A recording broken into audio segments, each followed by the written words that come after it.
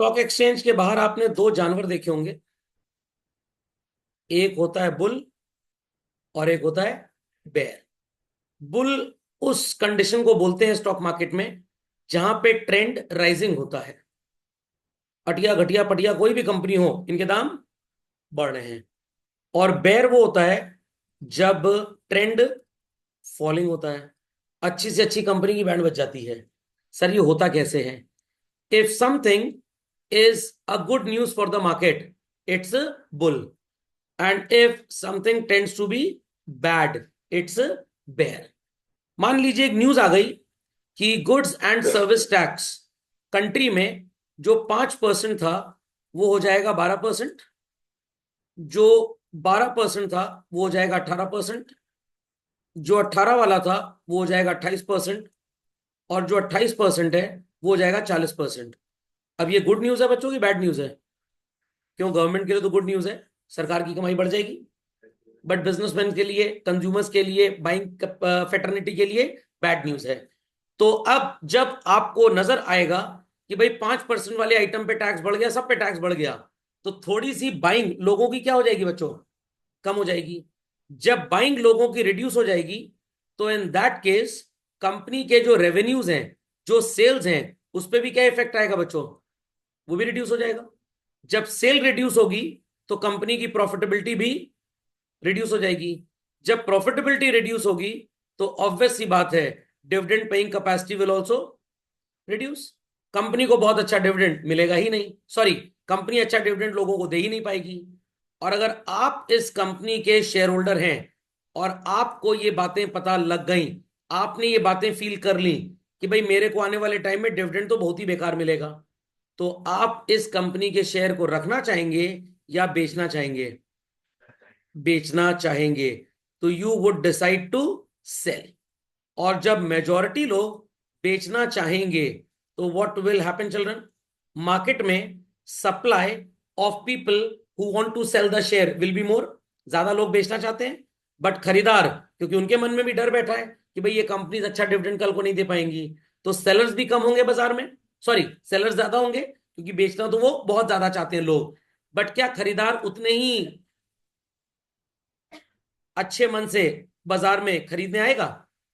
Absolutely not. आपको ही पता है कि ये सारा कॉन्सेप्ट चल रहा है, मंदी का मौका है, तो क्या आप शेयर को महंगे दाम में लेंगे? नो। तो इस इंसान ने कभी 1996 में मान लीजिए शेयर खरीदा था 2 रुपए का। कुछ दिन पहले तक इस 2 रुपए के शेयर की वैल्यू जो थी वो 182 रुपए थी। बट आज इस बर्बाद न्यूज की वजह से इतने ज्यादा लोग इस शेयर को बेचना चाहते हैं कि बेचने वाले लोग ज्यादा हैं और खरीदार बहुत कम। तो 182 रुपए का शेयर जो कल तक था, आज बाजार में उसकी वैल्यू गिर के कितनी हो गई? 152। ध्यान दीजिएगा मेरी बात पे। 182 को जब आप इस कंपनी के नंबर ऑफ शेयर से मल्टीप्लाई करेंगे तो आपको जो आंसर मिलेगा आप उसे क्या पुकारेंगे? Market capitalisation. फिर जब 152 रुपए से वही same number of shares multiply हुए आएगा तो फिर से मार्केट कैप। बट ये वाला मार्केट कैप पहले वाले मार्केट कैप के कंपैरिजन में बच्चों गिरा हुआ होगा, बराबर होगा या बढ़ा हुआ होगा? ऑब्वियस सी बात है। 1 लाख शेयर अगर इस कंपनी के बाजार में लोगों के पास है तो 1 लाख इंटू 182 इज 182 लाख। 152 के हो गए एक शेयर की वैल्यू, अगर 1 लाख शेयर बाजार में है तो 152 लाख हो गया। Is that clear? मतलब 1.5 करोड़। तो 1.82 करोड़ का मार्केट कैप गिर के कितना हो गया? 1.52। ऐसा क्यों हुआ? ये कहानी सबको समझ में आ गई? नहीं समझ में आई? Clearly understood? तो इन दैट केस अब बाजार में शेयर का दाम गिरने की वजह से आप शेयर बेच के निकलना चाह रहे हैं। दाम क्यों गिरा ये बात सबको क्लियर हो गई बच्चों?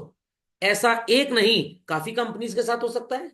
इसको बोलते हैं कि बाजार में छाया हुआ है what is called as bear run. क्या हो रहा है बच्चों? बेयर रन चल रहा है। Is that clear? अब इसी को उलट दिया जाए। सरकार कह रही है हमने जीएसटी को हाफ करने का सोचा है। जिस भी चीज पे जितना जीएसटी लग रहा है उसको क्या कर देंगे? हाफ। मतलब जिन पे 5% है उस पे 2.5, 12 वाले पे 6, 18 पे 9 और 28 पे 14। सारी की सारी गाड़ियां सस्ती हो जाएंगी इंडिया में। 28% जीएसटी लगता है, 14 लगेगा। रेस्टोरेंट के पिज्जा सस्ते हो जाएंगे।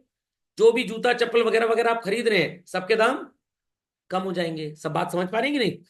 अब इन सब चीजों के जब दाम कम होंगे तो व्हाट विल हैपन चिल्ड्रन? लोगों की बाइंग बढ़ेगी कि घटेगी? बढ़ेगी। मार्केट में जो दुकानदार, कंपनीज, फैक्ट्रीज सामान बेच रहे हैं उनकी सेल भी बढ़ेगी। उनकी सेल बढ़ेगी तो उनका प्रॉफिट बढ़ेगा। प्रॉफिट बढ़ेगा तो उनकी डिविडेंड देने की हैसियत भी बढ़ जाएगी।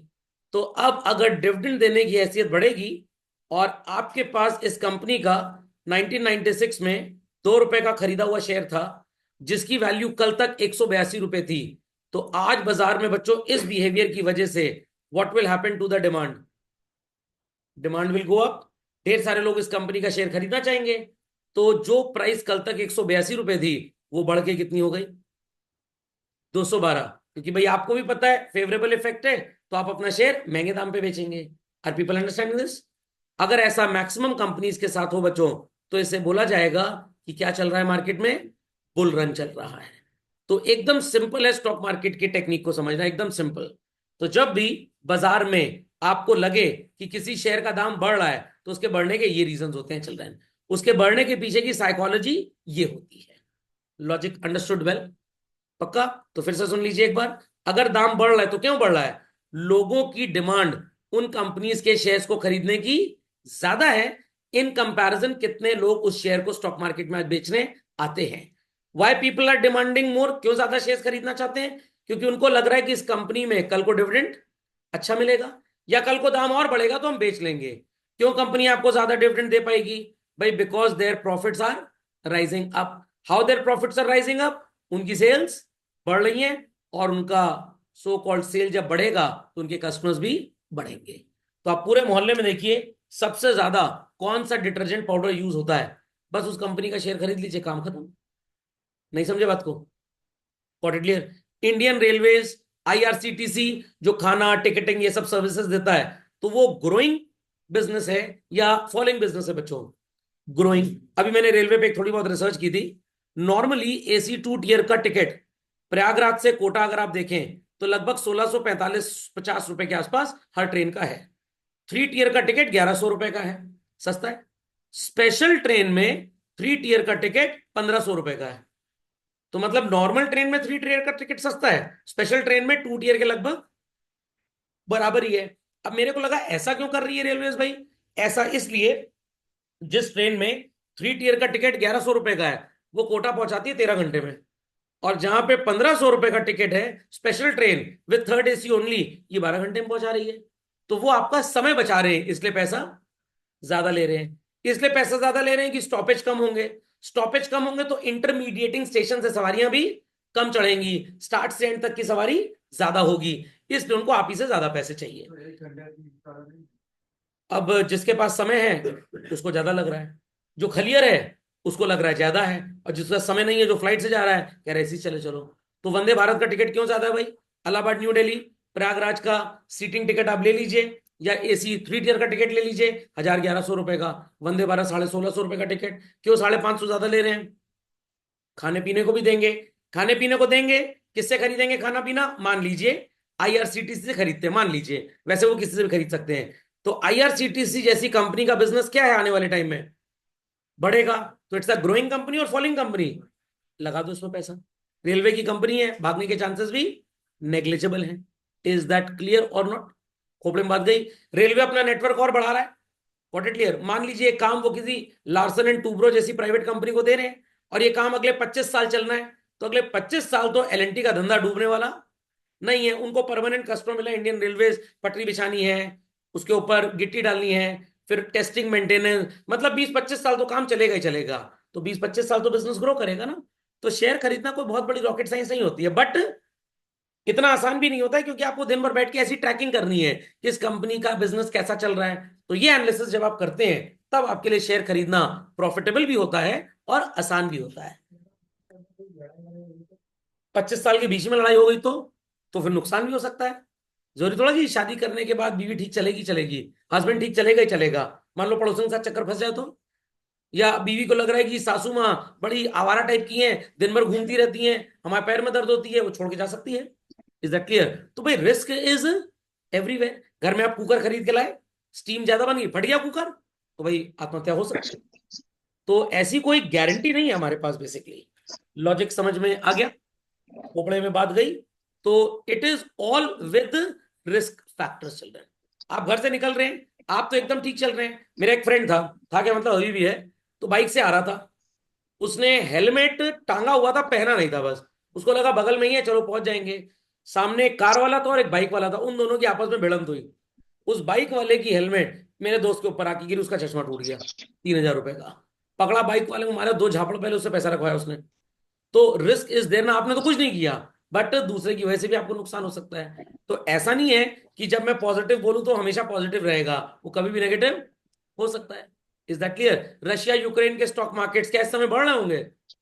फॉलिंग मार्केट्स होंगे? तो सर एक काम करते हैं, रशिया में कंपनी का शेयर सस्ता होगा, चले वहां खरीदें। अब रिस्क है, मान लो 0.1% रशिया कल को निस्तो नाबूद हो जाता है, तो शेयर की वैल्यू क्या हो जाएगी? जीरो। और अगर चांसेस आपको लग रहे हैं नहीं रशिया तो जीतेगा ही जीतेगा, तो हो सकता है 10 रुपए का शेयर जो आपने 98 में खरीदा है वो 1,000 का हो जाए कल को, कुछ भी हो सकता है।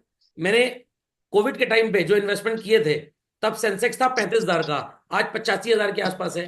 तो मेरा 3-4 साल में ही सारा पैसा डबल हो गया।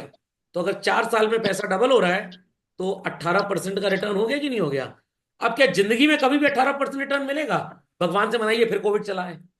तो ये सब चीजें कभी कभी हो सकती हैं, हमेशा नहीं हो।